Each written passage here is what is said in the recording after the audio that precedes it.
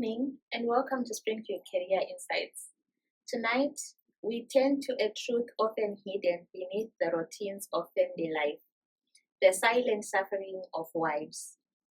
Many women carry emotional wounds that are unseen, unspoken, and unacknowledged. Wounds caused not by violence, but by neglect, loneliness, emotional absence, and the weight of expectations that never ease. In this episode, we ask, what does it mean for a woman to hurt quietly in her own home? How do husbands overlook the emotional labor, exhaustion, and unspoken pain their wives carry? And what civic responsibility do men bear in restoring emotional safety in the marriage? To unpack these questions, we are joined by His Excellency Dr. Godfrey Gandawa, President of Springfield Research University and leading civic theorist. His work reframes emotional safety as a national asset, not a private luxury. Welcome, President. We appreciate your presence. Thank you, Doctor. A woman's pain is not a private matter. It is a civic matter. And when wives get silently, families weaken. When husbands become emotionally present, homes heal, children flourish, and society stabilizes. Thank you, Professor. Why do so many wives suffer in silence even when they are hurting deeply inside their marriage?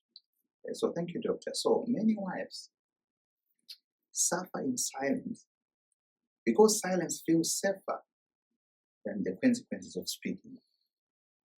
Not because they are weak, but because they have learned that their voice can cost them peace.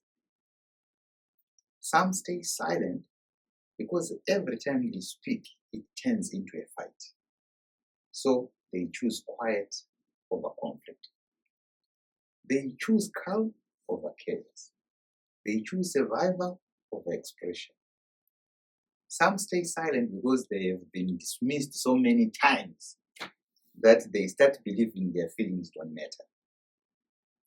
When your pain is minimized long enough, you begin to swallow it all. Others stay silent because they carry the emotional weight of the home. They don't want to add pressure or start something or be the problem. So they absorb the hurt to protect the family atmosphere. Some stay silent because they fear being misunderstood or judged or blamed for their own pain. So silence becomes their shield. But the tragedy is this, Doctor. Silence doesn't heal. Silence just hides the wound. And the longer a wife suffers quietly, the more the marriage drifts into emotional distance. So most wives aren't quiet because they don't feel. They are quiet because they don't feel safe. Thank you, Professor. What are the most common emotional wounds women carry that men often overlook or underestimate? So thank you, Doctor. So many women carry emotional wounds that men don't see. Not because men don't care, but because these wounds are quiet, internal, and often hidden behind strength. So one of the deepest wounds is feeling unheard. So a woman can speak for years, but if her words never land, she starts to believe her voice has no home. That silence becomes a scar. Another wound is feeling unseen. You see? So she's doing everything, holding the home, the children, the emotional climate, yet she feels invisible. Not unloving, just unseen. So, and in that invisibility, it's at her sense of worth So there is also the wound of carrying the emotional load alone. Emotional load. So she becomes the manager of the feelings, the keeper of peace, the one who notices everything. And when that labor goes unacknowledged, then it becomes exhaustion disguised as resilience. We think they are resilient. So many women carry the wound of being compared you see, to other women, to expectations, to fantasies sometimes, to versions of themselves they can no longer be. So comparison is a quiet violence. It tells her she is not enough. And then there is the wound of loving without receiving. You see? It's giving affection, support, presence, but getting distance, distraction, and indifference in return. It creates a loneliness that exists even in a shared bed. These wounds don't scream, you see? They whisper, they accumulate, they shape how a woman shows up in the marriage. Most men don't overlook these wounds intentionally, you see? They simply don't realize how deeply a woman feels, how much she carries, and how quietly she breaks. Thank you, Professor. How does the pressure to be a perfect wife, mother, worker, and homemaker create emotional exhaustion? Thank you, Doctor. So, the pressure to be a perfect wife, a perfect mother, a worker, and a homemaker creates emotional exhaustion because it forces a woman to live 4 full lives inside one body. You see that? And no human being can carry that without breaking somewhere. So she is expected to nurture like she has no job, work like she has no children, serve like she has no dreams, and smile like she has no struggles. That pressure turns her into what? Into a performer instead of what? A person. Every role demands excellence, you see. Every space demands energy. And every demands more than she has. And the exhaustion isn't just physical, it's emotional. Because she is not just doing tasks, you see. She is carrying expectations. She is managing guilt. She is fighting the fear of not being enough. She feels guilty when she is at work. She feels guilty when she is at home. She feels guilty when she rests. She feels guilty when she can't. It's a cycle that drains her identity. So she stops asking, how am I doing? You see? She starts asking, am I disappointing anyone? That's how emotional exhaustion now forms. Not from the work she does, but from the pressure to do it all perfectly, all the time, without ever failing apart. So, and the simple truth, advocate, is women don't burn out because they are weak. They burn out because they are caring more than anyone ever sees. Thank you, Professor. Why do many women feel unappreciated, unseen, or taken for granted in their own homes? Thank you, Doctor. So many women feel unappreciated or taken for granted because the work they do is constant, invisible, and expected. And anything that becomes expected eventually becomes unnoticed because we expect you to have done that. She holds the home together in 100 small ways. the emotional climate, the children's needs, the daily rhythms, the quiet sacrifices. And most of it happens behind what? Behind the scenes. So the very excellence she brings becomes the reason she is overlooked. Women also feel unseen because they are often valued for what they do, not for who they are. Is it? The tasks get the attention, the person gets forgotten, and that creates loneliness that lives inside a busy home. Another reason is emotional labor. She notices everything, the tension, the mood shifts, the unspoken needs, and she adjusts herself to keep the peace. But because she does it so well, no one realizes how heavy it is. And then there is the quiet wound of consistency. When a woman shows up every day, loving, giving, holding, managing, people start to assume she will always be there. Her reliability becomes her invisibility. You see? That's why so many women feel unappreciated. Not because they aren't loved, no, but because their love is so constant that the home forgets its gift. Thank you, Professor. What happens to a woman emotionally when her efforts are never acknowledged or valued? Yeah, thank you, Doctor. So when a woman's efforts are never acknowledged, something inside her slowly collapses. Not loud, not suddenly, but quietly. So the way a bridge weakens long before it breaks.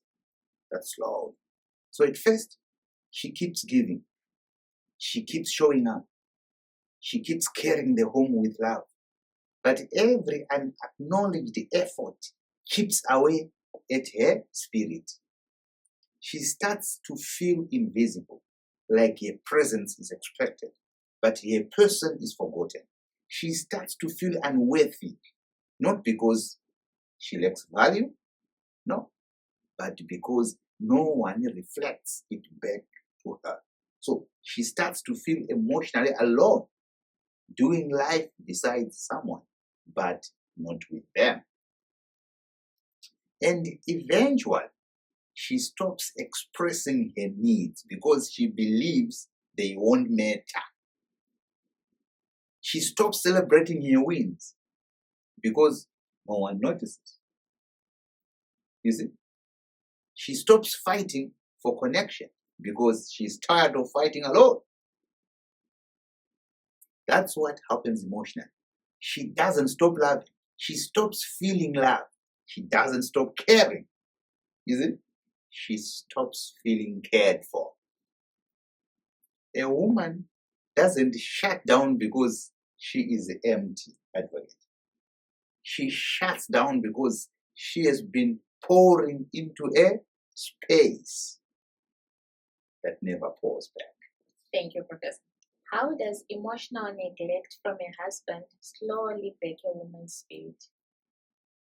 Thank you, Doctor. So emotional neglect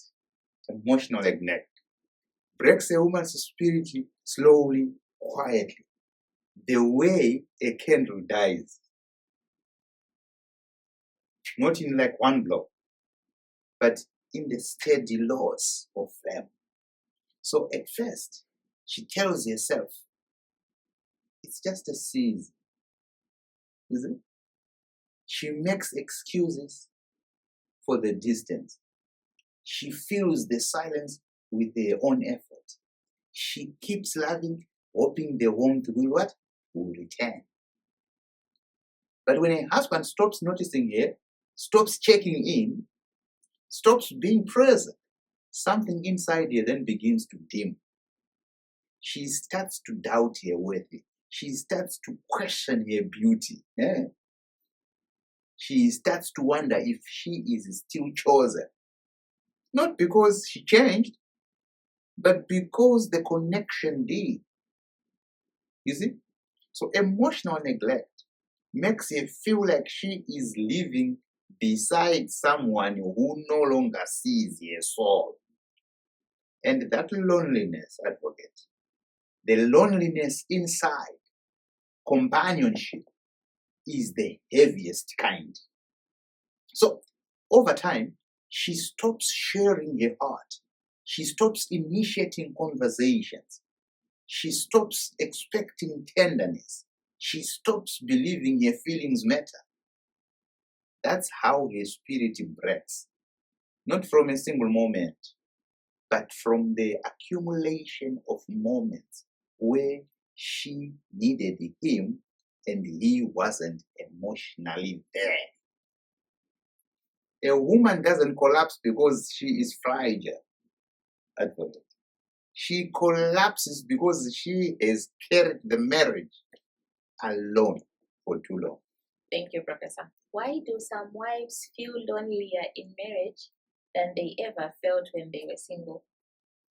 Thank you, doctor. So some wives feel lonelier in marriage than they ever felt when they were single, because the loneliness isn't about being alone, is it? It's about being unmet. So when she was single, she had her own rhythm, her own space, her own expectations, her own emotional well. But in marriage, she enters a relationship expecting partnership, presence, and connection. And when those things don't show up, the emptiness feels louder than any single season ever did. Loneliness hits harder in marriage because she is lying next to someone who should be her safest place. Yet she feels unseen. She feels unheard. She feels emotionally unfed. It's the loneliness of being next to a body, but far away from a heart. The loneliness of sharing a home, but not a connection. There is need for that connection. The loneliness of giving love but receiving silence. And that contrast, the gap between what marriage promised, you see, and what she is experiencing, is what makes the loneliness sharper than anything she felt when she was on her own. So a woman doesn't feel lonelier in marriage because she wants too much. She feels lonelier because she expected partnership and ended up carrying the relationship alone. Thank you, Professor. What does it do to a woman when a husband is physically present but emotionally absent? Thank you, doctor. So when a husband is physically present but emotionally absent, a woman feels like she is living with a ghost. A body in the room, but no heart in the relationship. She sees him, she hears him, she moves around him, but she cannot reach him. And that creates a loneliness deeper than being alone. So emotionally absent husbands make women question herself. She starts wondering, is it me? Did I change? Am I no longer worth connecting? Not because she is insecure, but because emotional absence feels like rejection without explanation. Over time, she stops sharing her thoughts because she is not listening. He is not listening, rather. She stops expressing her feelings because he is not responding. She stops initiating connection because she is tired of being the only one trying. And slowly, her heart goes quiet, not out of anger, but out of exhaustion. You see? That's what emotional absence does. It doesn't break her in one moment. It drains her in 1,000 small moments where she needed him and he wasn't emotionally there. A woman can survive distance, advocate, but she cannot survive disconnection. How do harsh words, dismissive tones, or constant criticism wound a woman more deeply than men realize? Thank you, doctor. So harsh words, dismissive tones, and constant criticism wound a woman deeply because they don't just hit her ears, they hit her identity. A woman doesn't just hear the tone, you see? She feels it. She absorbs it. She internalizes it. So a sharp word becomes a question mark over her worth. A dismissive tone becomes a shadow over her confidence.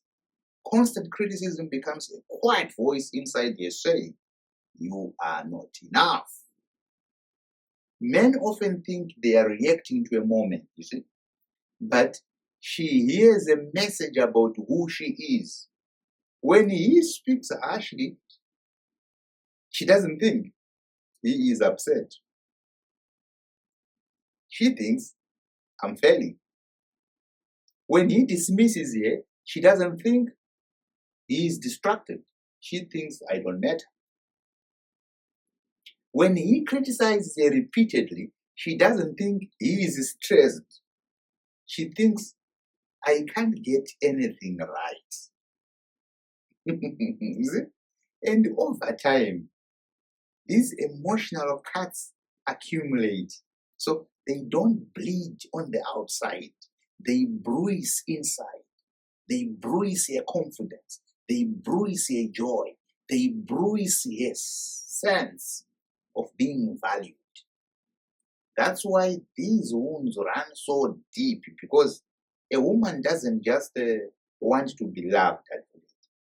She wants to be spoken to like she matters. Thank you, Professor. How does a lack of meaningful conversation make a woman feel disconnected or unloved?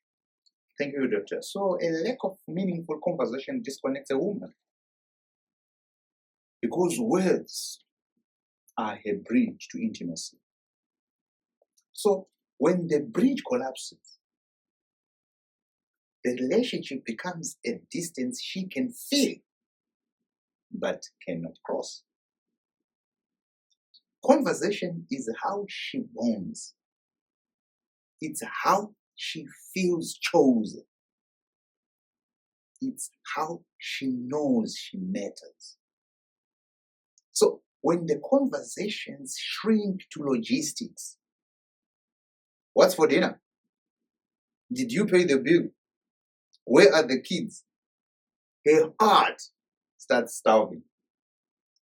She doesn't just miss the words. She misses the connection behind the words. So without meaningful conversation, she feels like she is living beside a partner who no longer wants to know her inner world. Her thoughts go unshared, her feelings go unasked, and her dreams go unnoticed. And slowly, she begins to feel unloved, not because love is absent, but because love is unexpressed. So a woman doesn't need long speeches, advocate. She needs presence. She needs curiosity. She needs a partner who asks, "How are you really doing?" and stays long enough to hear the answer. That's what meaningful conversation gives her. A place to be seen, a place to be heard, a place to belong. Thank you, Professor. Why do women crave emotional safety, and what happens when they don't receive it? Thank you, doctor. So women crave emotional safety because safety is the soil where their love grows.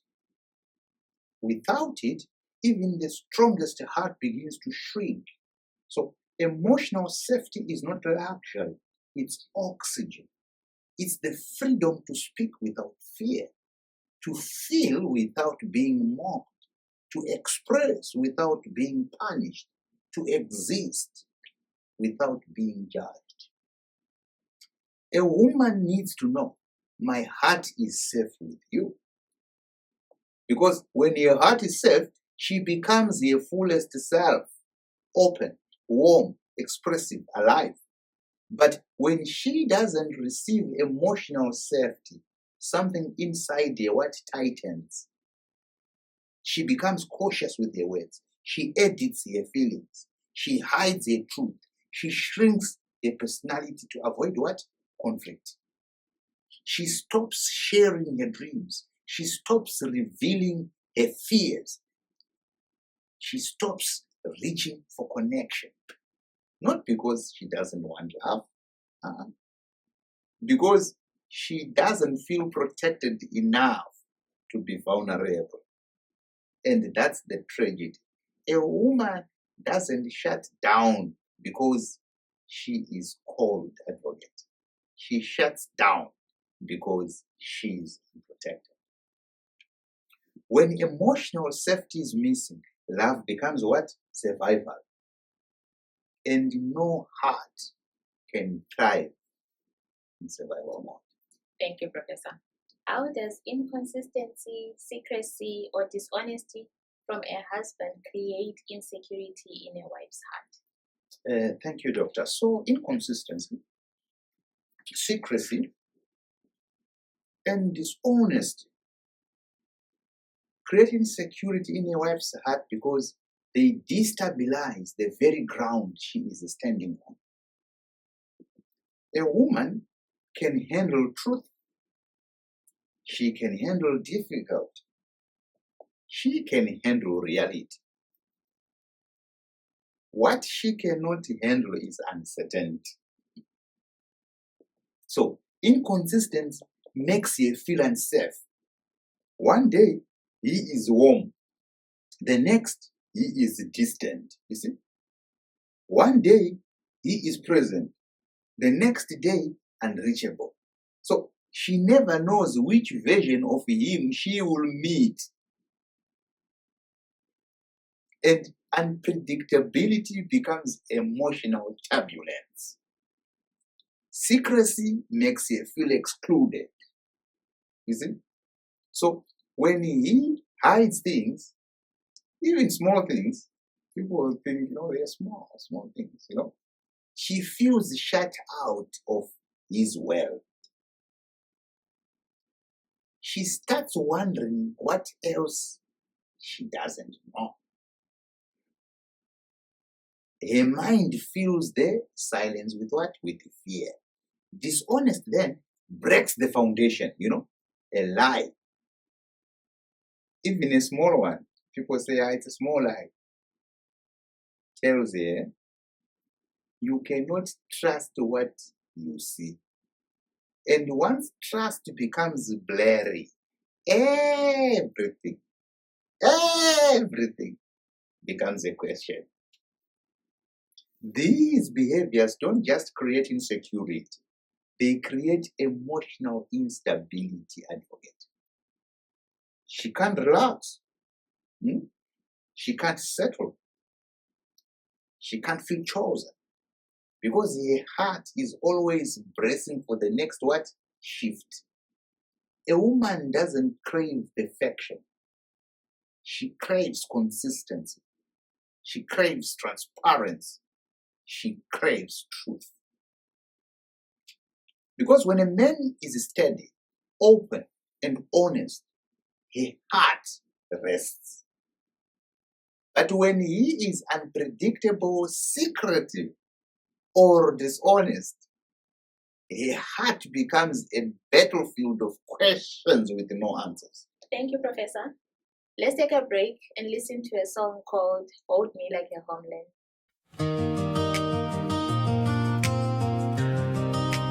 Hold me like a homeland.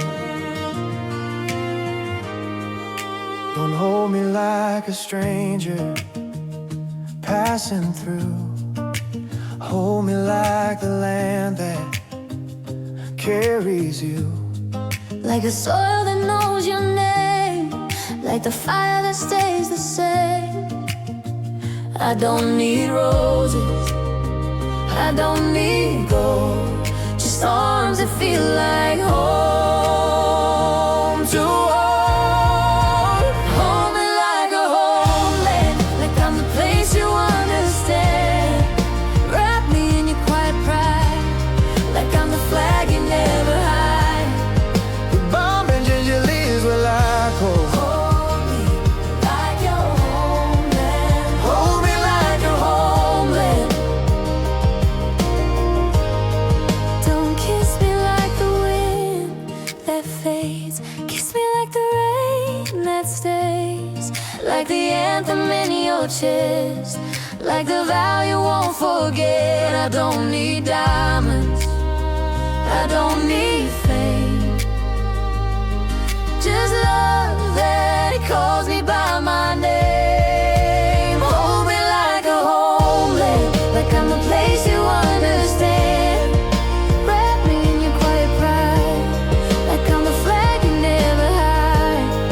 The bomb and ginger leaves were like hope. Hold me like your homeland. Hold me like a homeland. If I'm your country, be my sky. If I'm your story, Never lie. Let every touch be ceremonial. Let every breath be emotional.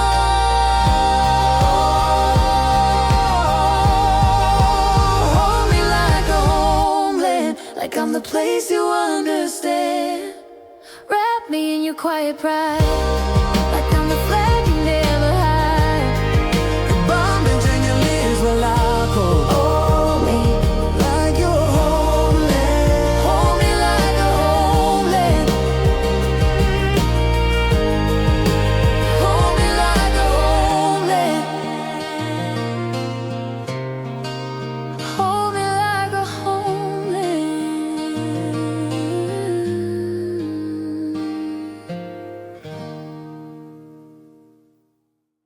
Welcome back. Let's continue with our discussion. How do unmet emotional needs turn into resentment, withdrawal, or silent suffering? Thank you, doctor. So unmet emotional needs don't explode, is it? They accumulate. They settle in the heart like unspoken sentences, and over time, they change the entire emotional climate of a marriage. At first, a woman simply feels disappointed, you see. She tells herself, it's fine. I will be okay. They always say, I will be okay. She lowers her expectations to protect her heart. But when the needs stay unmet, the need for affection,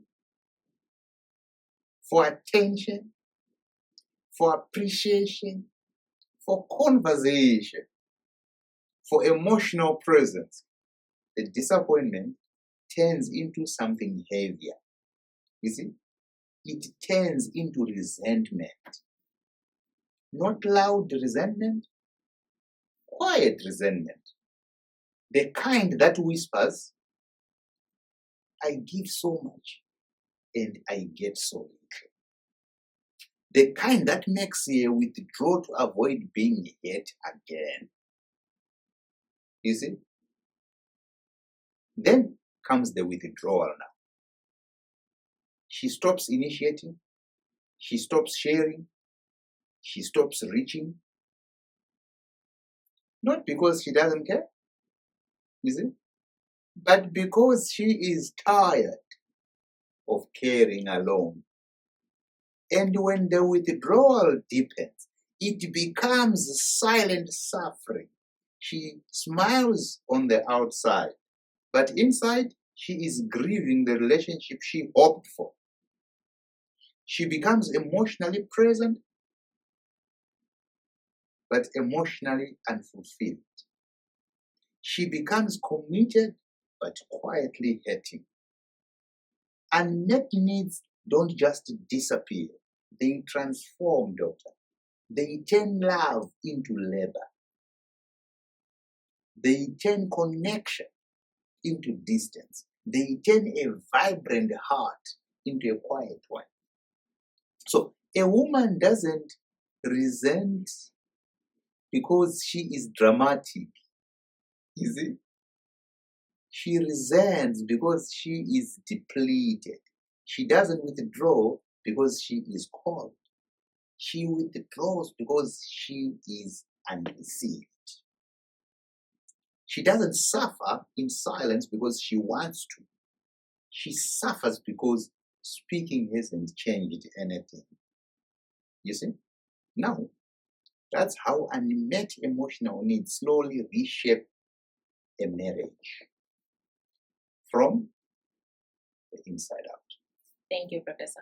Why do some wives stop talking, stop complaining, or stop asking?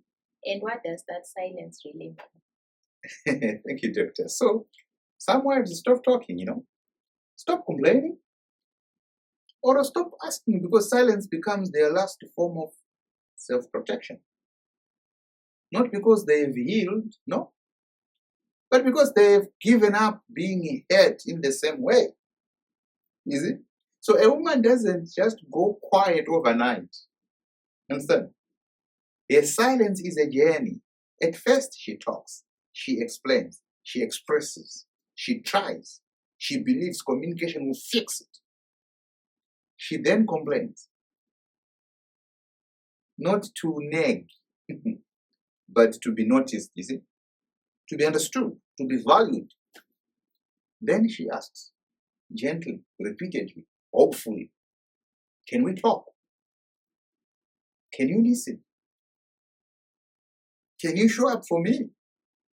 But when your words are ignored or dismissed, or twisted, or turned into conflict, she learns a painful lesson.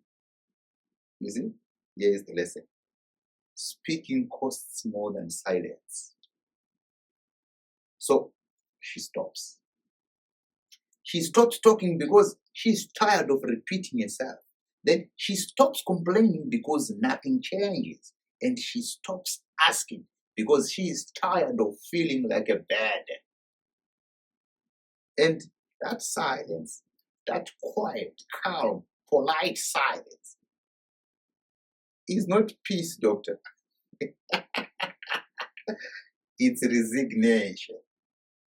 Is it? It means, I no longer believe you will hear me.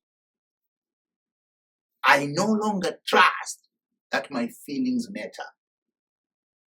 I am protecting myself from disappointment, and I am emotionally checking out to survive. A wife's silence is not the absence of emotion. It is the presence of deep unspoken pain. When a woman stops speaking, it's not the end of the conversation. It's the beginning of the end of a hope.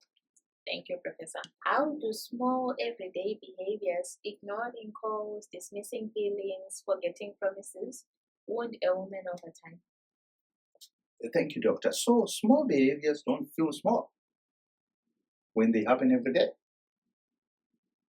They become emotional paper cuts, tiny but constant. And over time, they wound a woman more deeply than anyone realizes. And ignoring your calls doesn't just say, I'm busy. It says, you are not a priority. And when that message repeats, her heart starts to believe it. Dismissing her feelings doesn't just end a conversation. It ends her sense of safety. It tells her, your emotions are inconvenient. So she learns to hide them. And hiding becomes a new normal. Isn't it? Forgetting promises doesn't just break trust. It breaks a sense of worth. It whispers, What matters to you doesn't matter enough to remember. And that whisper becomes a wound. These small behaviors accumulate. One ignored call is nothing. 10 ignored calls is a pattern. 100 ignored calls is emotional abandonment. Then one dismissive moment is a mistake. 1,000 dismissive moments is a message. One forgotten promise is you may. Repeated forgotten promises are neglect. And slowly, the woman who once spoke freely begins to speak less. The woman who once reached out begins to pull back. The woman who once felt cherished begins to feel replaceable. That's how small behaviors wound her. Not through drama, but through repetition, not through explosions, but through erosion. So a woman doesn't break because one big moment. No, it's not just one big moment. She breaks because of 1,000 small ones that told her she didn't matter. Thank you, Professor. How does a woman's emotional pain affect her parenting, her energy, and the atmosphere of the home? So thank you, Doctor. So a woman's emotional pain doesn't stay in her heart only, you see. It spills, it spreads, it reshapes the entire atmosphere of the home. So when she is hurting, her parenting changes. Not because she loves her children less, but because her pain drains the softness she normally gives so freely. So she becomes quicker to tire, quicker to worry, quicker to feel overwhelmed. So her patience thins, her joy dims, and her emotional bandwidth shrinks. So her energy changes, emotional pain is exhausting. It steals her sleep, her appetite, her motivation. So she moves through a day carrying invisible weights. The weight of unmet needs, the weight of loneliness, the weight of trying to hold everything together while falling apart inside. And the home feels it, not through shouting, but through what? The silence, through the heaviness in the air, through the absence of her usual warmth, through the way she stops humming, stops laughing, stops initiating connection. So a woman's emotional pain becomes the emotional climate of the home. Not because she's dramatic, but because she is the emotional center. She sets the tone. She carries the rhythm. She holds the heart of the household. When she is loved well, the home breathes. When she is hurting, the home tightens. The pain is not private, you see. It echoes, it radiates, it shapes the atmosphere in ways she never intended. Because she is the one who pours warmth into every corner. And when a heart is wounded, Doctor, the whole house feels like chill. Thank you, Professor.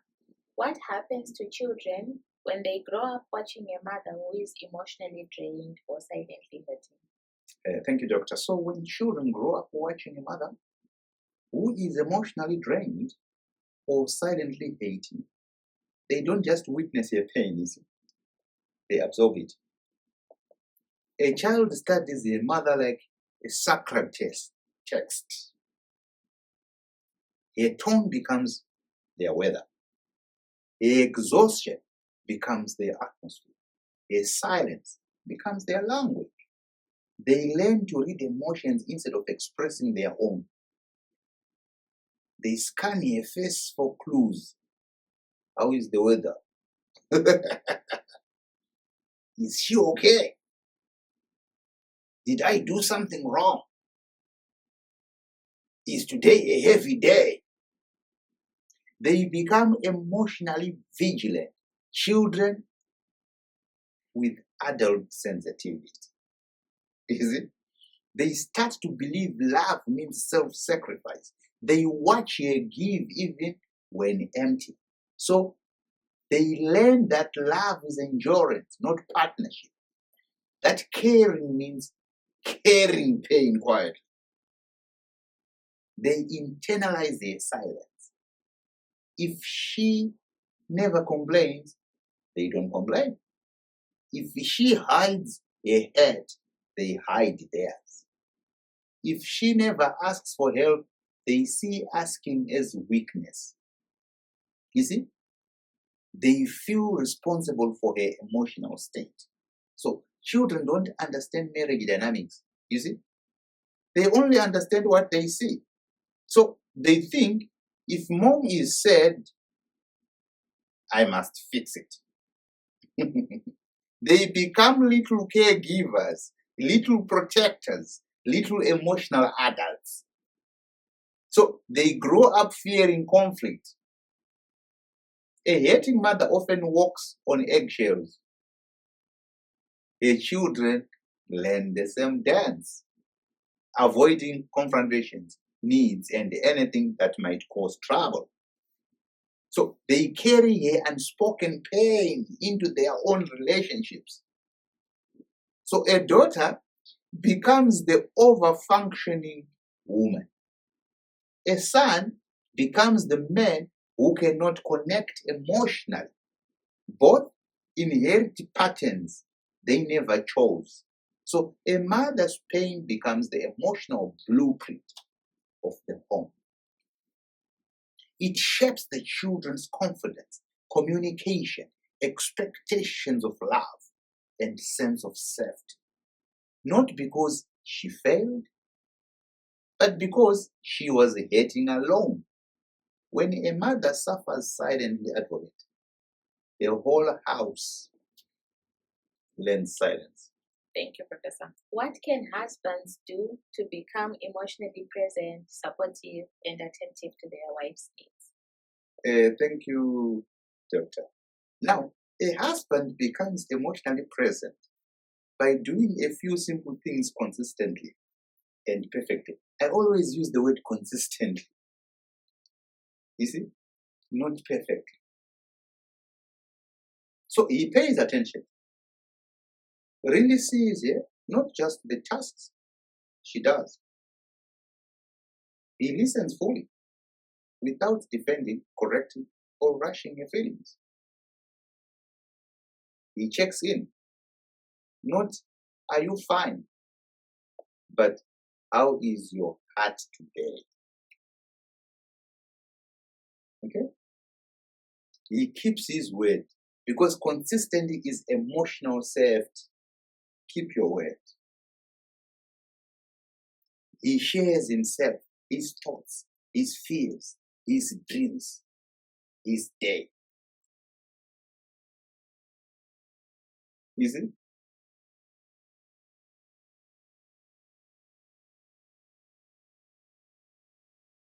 You must give me much. I share even my children. I share everything with my kids, and even my email, everything I share with my kids. You see? You put them in the picture. They must know everything in the picture. Then he shows affection, small touches, warm words, genuine appreciation. You see? Some kind of affection. You must give me much for it. I always say, this my princess, this my son, this my You see? Then he helps carry the load, not waiting to be asked, but noticing and acting. He chooses connection, even when tired, even when stressed, even when it's heavier to withdraw. and easier to withdraw. When a man does these things, he doesn't just support his wife.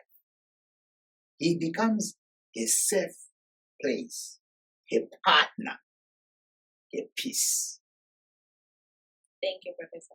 How can couples rebuild trust, connection, and emotional safety when a woman has been hurting for years? Thank you, Doctor. So, rebuilding trust after years of pain is not like a quick fix. It's a slow, steady reopening of a heart that closed to survive. He must show consistency. I use the word consistency, not intensity. Not big apologies, not emotional fireworks, just steady, predictable presence, day after day. He must listen without defending. A pain is not an attack, it's history. He lets her speak without interruption, correction, or minimizing. Then he must repair, not repeat. If he says he will change, the change must be visible. You don't say I will change and then continue in your old trajectory. Trust grows from patterns, not promises. Okay. She must feel safe to express again. So safety returns when he responds with calm, empathy, and patience, not anger or withdrawal. Then they rebuild connection through small daily moments. 5 minutes check-ins, you see? Gentle affection, shared routines, tiny threads that slowly reweave intimacy. They must address the root, not the symptoms. So in most cases, people address the symptoms, not the root. So what hates must be named. You have to put it under the carpet. You name it. It must be named. It must be understood and healed, not swept aside. Now, and they must move from blame to partnership. Not, you hate me. You see, you hate me. They always repeat that. You hate me. You hate me. Now it must be, let's rebuild us. Not opponents, but teammates repairing the same wound.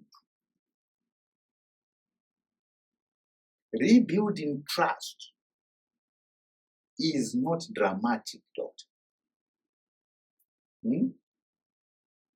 It is deliberate. It is slow. It is humble. It is two people choosing each other again, one small moment at a time. Thank you, Professor. As we conclude, what would you say to husbands who may not realize how deeply their wives are hurting? What does it look like for a man to become emotionally present, supportive, and healing in his marriage? So thank you, Doctor. And tonight, we have spoken about the silent wounds that many wives carry. Wounds that are often invisible to the very men they love.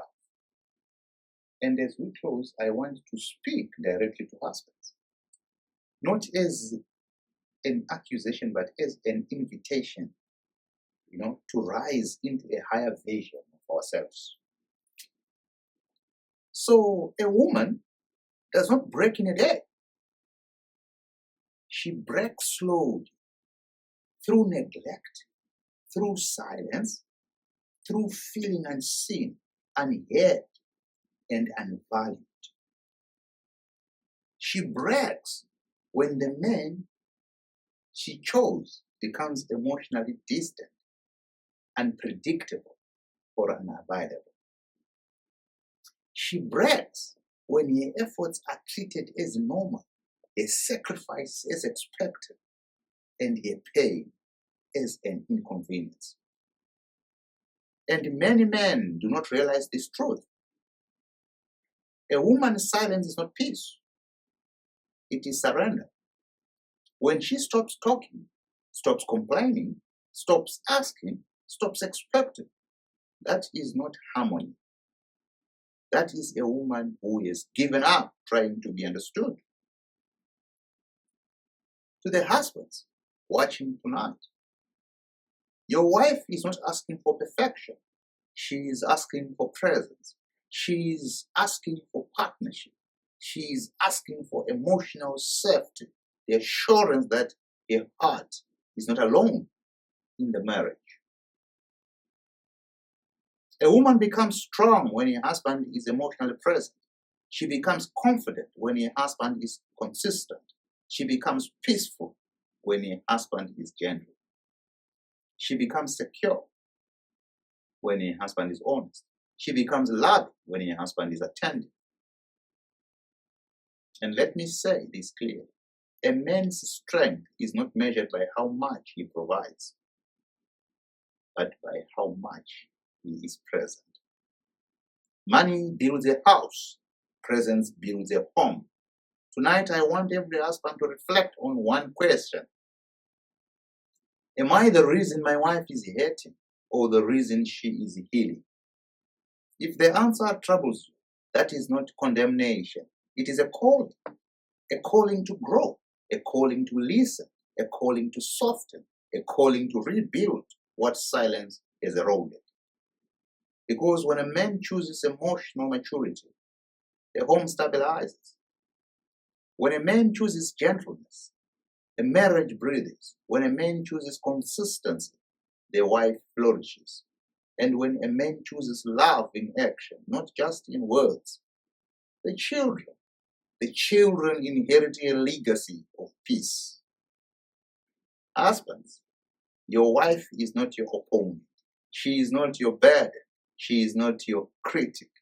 She is your partner, your mirror, your emotional companion, and the mother of your children. Treat your heart with the same care you expect for your own. Because when a woman is emotionally safe, she becomes unstoppable. And when a man creates that safety, he becomes unforgettable. Let us build homes where both husband and wife can breathe, can grow, and can heal together. Thank you, Advocate Doctor, for having me. Thank you, President, for eliminating the silent emotional burdens carried by wives. Your framing of a woman's pain as a civic signal, not a private inconvenience, reminds us that emotional safety is national infrastructure. To our audience, if you are ready to build homes where women are seen, heard, and emotionally protected, Springfield Research University awaits you. Visit www.springfieldresearchuniversity.net and join the mission to structure life and leadership with sovereign wisdom. That brings us to the end of this diagnostic edition of Springfield Career Insights. May tonight's reflections provoke empathy, emotional presence, and sovereign resilience. I am Clarence, your host. Good night.